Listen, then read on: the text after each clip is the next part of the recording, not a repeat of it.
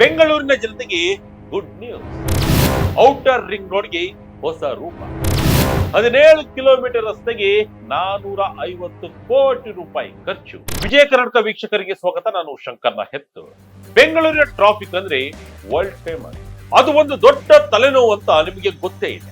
ಅದರಲ್ಲೂ silk board ಮತ್ತು ಕೇರ್ಪುರಂ ನಡುವಿನ ಔಟರ್ ರಿಂಗ್ ರೋಡ್ ಕಥೆಯಂತೂ ಹೇಳೋದೇ ಬೇಡ. ಗುಂಡಿ ಬಿದ್ದ ರಸ್ತೆ, ಗಂಟೆಗಟ್ಟಲೆ ಟ್ರಾಫಿಕ್ ಜಾಮ್, ಎಲ್ಲಿ ನೋಡಿದ್ರು ಧೂಳು. ಯಪ್ಪ, ಈ ರೋಡ್ ನಲ್ಲಿ ನೀವೇನಾದ್ರೂ ಬಂದ್ರೆ ಬ್ರೋ ಸಿಕ್ಕಾಕೊಂಡಿದೀನಿ ಬ್ರೋ ಅನ್ನೋ ಲೈನ್ ಹೇಳೋದು ಖಂಡಿತ. ಆದ್ರೆ ಇದೀಗ ಈ ಎಲ್ಲಾ ಸಮಸ್ಯೆಗಳಿಗೆ ಮುಕ್ತಿ ಹಾಡೋ ಕಾಲ ಸಮೀಪಿಸಿದೆ. ರಾಜ್ಯ ಸರ್ಕಾರ ಮತ್ತು greater Bengaluru authority big decision ಒಂದನ್ನು ತೆಗೆದುಕೊಂಡಿದ್ದು, ಸಿಲ್ಕ್ ಬೋರ್ಡ್ ಜಂಕ್ಷನ್ ನಿಂದ ಕೇರ್ಪುರಂ ಮೆಟ್ರೋ ನಿಲ್ದಾಣದವರೆಗಿನ 17 ಕಿಲೋಮೀಟರ್ ರಸ್ತೆಯನ್ನ ಸಂಪೂರ್ಣವಾಗಿ ಡೆವಲಪ್ ಮಾಡಲು ಗ್ರೀನ್ ಸಿಗ್ನಲ್ ನೀಡಿದ್ದಾರೆ. ಬರೋಬ್ಬರಿ 450 ಕೋಟಿ ರೂಪಾಯಿ ವೆಚ್ಚದಲ್ಲಿ ಈ ರಸ್ತೆಗೆ ಹೈಟೆಕ್ ಸ್ಪರ್ಶ ನೀಡಲು ಬಿಗ್ ಪ್ಲಾನ್ ಒಂದು ರೆಡಿ ಆಗಿದೆ.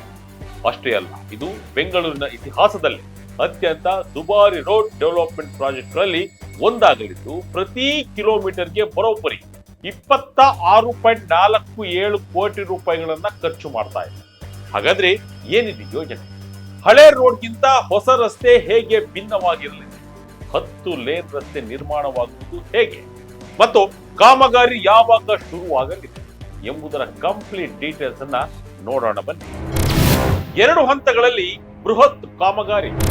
ಕಿಲೋಮೀಟರ್ಗೆ 26 ಕೋಟಿ ರೂಪಾಯಿ ಖರ್ಚು. ಹೌದು, ಔಟರ್ ರಿಂಗ್ ರೋಡ್ಗೆ ಕಾಯಕಲ್ಪ ನೀಡಲು ರಾಜ್ಯ ಸರ್ಕಾರ ಮುಂದಾಗಿದೆ. ಈಗಾಗಲೇ ಹದಗೆಟ್ಟಿರುವ ಔಟರ್ ರಿಂಗ್ ರೋಡ್ ಅನ್ನ ಸರಿಪಡಿಸಲು ಸರ್ಕಾರ 450 ಕೋಟಿ ರೂಪಾಯಿಗಳ ಬೃಹತ್ ಯೋಜನೆಯನ್ನ ಅನುಮೋದಿಸಿದೆ. ಈ ಯೋಜನೆಯನ್ನ ಒಟ್ಟು 2 ಪ್ಯಾಕೇಜ್ಗಳಾಗಿ ವಿಂಗಡಿಸಲಾಗಿದೆ. ಮೊದಲನೇ ಹಂತದಲ್ಲಿ ಸಿಲ್ಕ್ ಬೋರ್ಡ್ ಜಂಕ್ಷನ್ ನಿಂದ ಇಬ್ಬೂರು ಜಂಕ್ಷನ್ ವರೆಗೆ 5.44 ಕಿಲೋಮೀಟರ್ ರೋಡ್ ಅನ್ನ ಡೆವಲಪ್ ಮಾಡಲಾಗ್ತಿದೆ. ಇದಕ್ಕೆ ಬರೋಬ್ಬರಿ 143 ಕೋಟಿ ರೂಪಾಯಿಗಳನ್ನ ಮೀಸಲಿಡಲಾಗಿದೆ.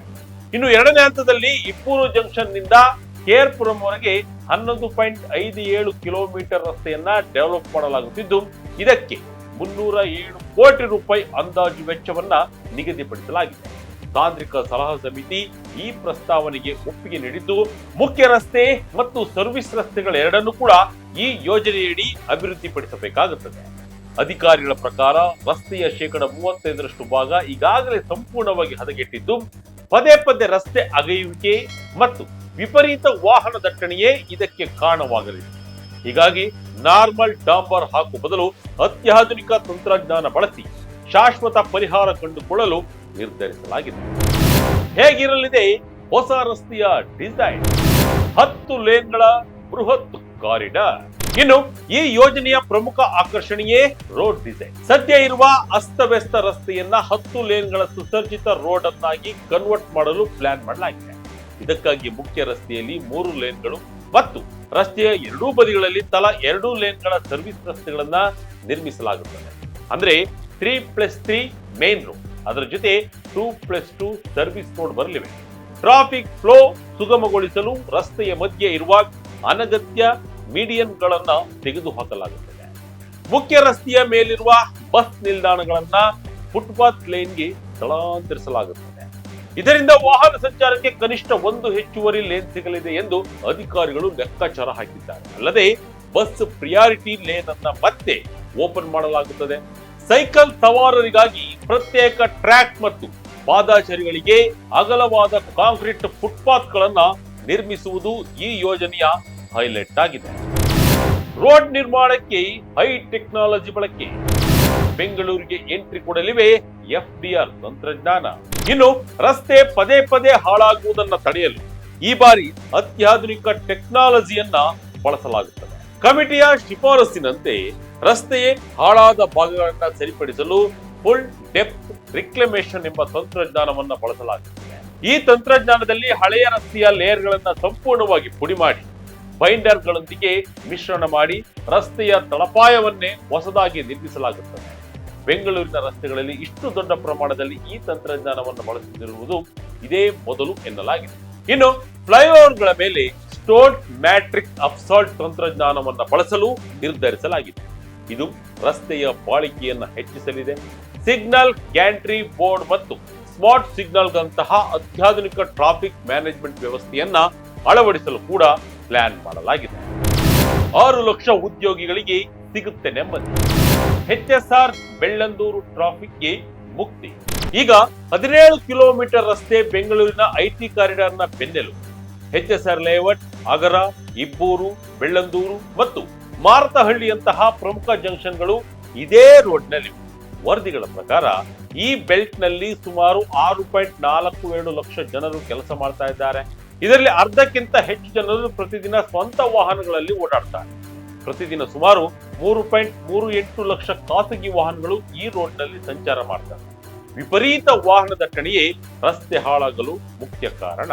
ಈಗ ರಸ್ತೆಯನ್ನ ಅಗಲಗೊಳಿಸಿ ಬಸ್ ನಿಲ್ದಾಣಗಳನ್ನ ಸ್ಥಳಾಂತರಿಸುವುದರಿಂದ ಬಾಟಲ್ ನೆಕ್ಗಳು ಕಡಿಮೆಯಾಗಿ ವಾಹನಗಳು ಸ್ಪೀಡ್ ಆಗಿ ಸಂಚರಿಸಲು ಸಾಧ್ಯವಾಗಲಿದೆ. ಬಸ್ ಲೇನ್ ಮತ್ತು ಸೈಕಲ್ ಟ್ರ್ಯಾಕ್ಗಳ ಮೂಲಕ ಖಾಸಗಿ ವಾಹನಗಳ ಮೇಲಿನ ಅವಲಂಬನೆಯನ್ನ ಕಡಿಮೆ ಮಾಡುವುದು ಕೂಡ ಈ ಯೋಜನೆಯ ಉದ್ದೇಶವಾಗಿದೆ. ಅಪ್ಗ್ರೇಡ್ ಕಾಮಗಾರಿ ಯಾವಾಗ ಶುರು? ಜನವರಿ 2026ರ ಲೇಟೆಸ್ಟ್ ಅಪ್ಡೇಟ್ ಏನು? ಈಗ ಎಲ್ಲರ ಮನದಲ್ಲೂ ಇರೋ ಪ್ರಶ್ನೆ, ಕೆಲಸ ಯಾವಾಗ ಶುರುವಾಗುತ್ತೆ ಅಂತ. 2026ರ ಜನವರಿ ಹೊತ್ತಿಗೆ ಸಿಕ್ಕಿರುವ ಮಾಹಿತಿಯ ಪ್ರಕಾರ ಕಾಮಗಾರಿ ಇನ್ನೂ ಶುರುವಾಗಿಲ್ಲ.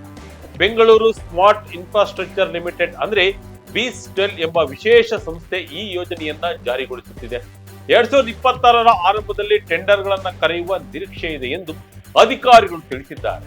ಕಾಮಗಾರಿ ಮುಗಿದ ನಂತರ ರೋಡ್ನ ಗುಣಮಟ್ಟವನ್ನ ಕಾಪಾಡಿಕೊಳ್ಳಲು ಗುತ್ತಿಗೆದಾರರಿಗೆ 10 ವರ್ಷಗಳ ನಿರ್ವಹಣಾ ಷರತ್ತನ್ನ ವಿಧಿಸುವ ಬಗ್ಗೆಯೂ ಚರ್ಚೆ ನಡೆದಿದೆ. ನಿಖರವಾದ ದಿನಾಂಕ ಇನ್ನೂ ನಿಗದಿಯಾಗಿಲ್ಲವಾದರೂ ಸಿವಿಕ್ ಏಜೆನ್ಸಿಗಳು ಮತ್ತು ಪೊಲೀಸರು ಈಗಾಗಲೇ ಪೂರ್ವ ಸಿದ್ಧತೆಗಳನ್ನ ಮಾಡಿಕೊಳ್ತಾ ಇದ್ದಾರೆ. ಬ್ಯಾರಿಗೇಡ್ ಹಾಕಿರುವ ಜಾಗಗಳನ್ನು ತೆರವುಗೊಳಿಸಿ ಹಂಗಾಮಿಯಾಗಿ ಹೆಚ್ಚುವರಿ ಲೇನ್ಗಳನ್ನ ಒದಗಿಸುವ ಕೆಲಸ ಈಗಾಗಲೇ ನಡೀತಾ ಇದೆ. ಕಾಮಗಾರಿಯಿಂದ ಟ್ರಾಫಿಕ್ ಜಾಮ್ ಆಗಲು ರಾತ್ರಿ ಪಾಳಿಯಲ್ಲಿ ನಡೆಯಲಿದೆ ಜೋರು ಕೆಲಸ. ಇಷ್ಟೊಂದು ದೊಡ್ಡ ಕಾಮಗಾರಿ ನಡೆದರೆ ಟ್ರಾಫಿಕ್ ಗತಿ ಏನು ಎಂಬ ಭಯ ಸಹಜ. ಆದರೆ ಪೂರ್ಣ ರಸ್ತೆಯನ್ನ ಬಂದ್ ಮಾಡುವ ಬದಲು ಹಂತ ಹಂತವಾಗಿ ಕಾಮಗಾರಿ ನಡೆಸಲು ತೀರ್ಮಾನ ಮಾಡಲಾಗಿದೆ. HSR ಲೇಔಟ್ ಮತ್ತು ಬೆಳ್ಳಂದೂರಿನಂತಹ ಪ್ರಮುಖ ಜಂಕ್ಷನ್ಗಳಲ್ಲಿ ಭಾಗಶಃ ಲೇನ್ಗಳನ್ನ ಮಾತ್ರ ನಿರ್ಬಂಧಿಸಿ ಕೆಲಸ ಮಾಡಲಾಗುತ್ತದೆ. ಅದರಲ್ಲೂ ಮುಖ್ಯವಾಗಿ ಐಟಿ ಉದ್ಯೋಗಿಗಳಿಗೆ ತೊಂದರೆಯಾಗದಂತೆ ರಾತ್ರಿ 10 ಗಂಟೆಯಿಂದ ಬೆಳಗಿನ 5 ಗಂಟೆವರೆಗೆ ಪ್ರಮುಖ ಕಾಮಗಾರಿಗಳನ್ನು ನಡೆಸಲು ಪ್ಲಾನ್ ಮಾಡಲಾಗುತ್ತಿದೆ. ಫುಲ್ ಡೆಪ್ತ್ ರಿಕ್ಲಮೇಷನ್ ತಂತ್ರಜ್ಞಾನ ಇರುವುದರಿಂದ ಕೆಲಸ ವೇಗ ಸಾಗಲಿದ್ದು ಹಗಲು ಹೊತ್ತಿನಲ್ಲಿ ರಸ್ತೆ ಸಂಚಾರಕ್ಕೆ ಮುಕ್ತವಾಗಿರುತ್ತದೆ ಎಂದು ನಿರೀಕ್ಷಿಸಲಾಗಿದೆ. ಮೆಟ್ರೋ ಕಾಮಗಾರಿಗಳ ಸಮಯದಲ್ಲಿ ಸರ್ವಿಸ್ ರಸ್ತೆಗಳನ್ನ ಬಳಸಿಕೊಂಡರೆ ಇಲ್ಲೂ ಕೂಡ ಪರ್ಯಾಯ ವ್ಯವಸ್ಥೆಗಳನ್ನ ಮಾಡಿಕೊಳ್ಳಲು ಟ್ರಾಫಿಕ್ ಪೊಲೀಸರು ತಯಾರಿ ನಡೆಸಿದ್ದಾರೆ. ಮೆಟ್ರೋ ಮತ್ತು ರೋಡ್ ವರ್ಕ್ ಒಟ್ಟೊಟ್ಟಿಗೆ. ಮೆಟ್ರೋಗೆ 2027ರ ಡಿಸೆಂಬರ್ ಡೆಡ್ಲೈನ್. ಇನ್ನೊಂದು ಕಡೆ ಇದೇ ರಸ್ತೆಯಲ್ಲಿ ಸಿಲ್ಕ್ ಬೋರ್ಡ್ ನಿಂದ ಕೇರ್ಪುರಂ ವರೆಗಿನ ಬ್ಲೂ ಲೈನ್ ಮೆಟ್ರೋ ಕಾಮಗಾರಿ 2021ರಿಂದಲೇ ನಡೆಯುತ್ತಿದೆ. ಈ ಮಾರ್ಗದ ಮೆಟ್ರೋ ಕಾಮಗಾರಿ 2027ರ ಡಿಸೆಂಬರ್ ವೇಳೆಗೆ ಪೂರ್ಣಗೊಳ್ಳುವ ಗುರಿ ಹೊಂದಿದೆ. ರಸ್ತೆ ಅಭಿವೃದ್ಧಿ ಮತ್ತು ಮೆಟ್ರೋ ಕಾಮಗಾರಿ ಎರಡನ್ನೂ ಸಮನ್ವಯಗೊಳಿಸಿ ಕೆಲಸ ಮಾಡಬೇಕಾದ ಸವಾಲು ಅಧಿಕಾರಿಗಳ ಮುಂದೆ. ರಸ್ತೆ ಕಾಮಗಾರಿ ಟೆಂಡರ್ ಪ್ರಕ್ರಿಯೆಯಲ್ಲಿದ್ದು ಮೆಟ್ರೋ ಕಾಮಗಾರಿ ವೇಗವಾಗಿ ಸಾಗುತ್ತಿದೆ. ಈ ಎರಡೂ ಯೋಜನೆಗಳು ಪೂರ್ಣಗೊಂಡರೆ ಸಿಲ್ಕ್ ಬೋರ್ಡ್ ನಿಂದ ಕೇರ್ಪುರಂ ವರೆಗಿನ ಪ್ರಯಾಣದ ಸಮಯ ಭಾರೀ ಪ್ರಮಾಣದಲ್ಲಿ ಉಳಿತಾಯವಾಗಲಿದ್ದು ಜನರು ಕೂಡ ನಿಟ್ಟುಸಿರು ಬಿಡಲಿದ್ದಾರೆ. ಒಟ್ಟಿನಲ್ಲಿ ವರ್ಷಗಳಿಂದ ಗುಂಡಿ ಬಿದ್ದ ರಸ್ತೆ ಮತ್ತು ಟ್ರಾಫಿಕ್ ಕಿರಿಕಿರಿಯಿಂದ ಬೇಸತ್ತಿದ್ದ ಬೆಂಗಳೂರಿಗರಿಗೆ ಇದೊಂದು ಗುಡ್ ನ್ಯೂಸ್. 450 ಕೋಟಿ ರೂಪಾಯಿಗಳ ಈ ಯೋಜನೆ ಕೇವಲ ರೋಡ್ ಡೆವಲಪ್ಮೆಂಟ್ ಮಾತ್ರವಲ್ಲ, ಬೆಂಗಳೂರಿನ ಟೆಕ್ ಎಕಾನಮಿಗೆ ಬೂಸ್ಟ್ ನೀಡುವ ಯೋಜನೆಯಾಗಿದೆ. 1 ಕಿಲೋಮೀಟರ್ಗೆ 26.50 ಕೋಟಿ ರೂಪಾಯಿ ಖರ್ಚು ಮಾಡುತ್ತಿರುವುದರಿಂದ ಗುಣಮಟ್ಟದ ರಸ್ತೆ ಸಿಗಲಿದೆ ಎಂಬ ನಿರೀಕ್ಷೆ ಜನರಲ್ಲಿ. ಟೆಂಡರ್ ಪ್ರಕ್ರಿಯೆ ಮುಗಿದು ಆದಷ್ಟು ಬೇಗ ಕಾಮಗಾರಿ ಶುರುವಾದರೆ ಮುಂದಿನ ದಿನಗಳಲ್ಲಿ ಸಿಲ್ಕ್ ಬೋರ್ಡ್ ಜಂಕ್ಷನ್ ಎಂಬ ಹೆಸರು ಟ್ರಾಫಿಕ್ ಬದಲು ಸುಗಮ ಸಂಚಾರಕ್ಕೆ ಹೆಸರಾಗಬಹುದು. ನೋಡೋಣ ಮುಂದೆ ಏನಾಗುತ್ತೆ ಅಂತ. ಅಲ್ಲಿವರೆಗೂ ಟ್ರಾಫಿಕ್ ಅನ್ನ ಸ್ವಲ್ಪ ಅಡ್ಜಸ್ಟ್ ಮಾಡಿಕೊಳ್ಳಿ. ಇದಾಗಿತ್ತು ಈ ಕ್ಷಣದ ವಿಶೇಷ. ಇದೇ ರೀತಿಯ ವಿಶೇಷತೆಗಳಿಗಾಗಿ Vijaya Karnataka website, YouTube page, Facebook page follow ಮಾಡ್ತಾ ಇರಿ. ಧನ್ಯವಾದ.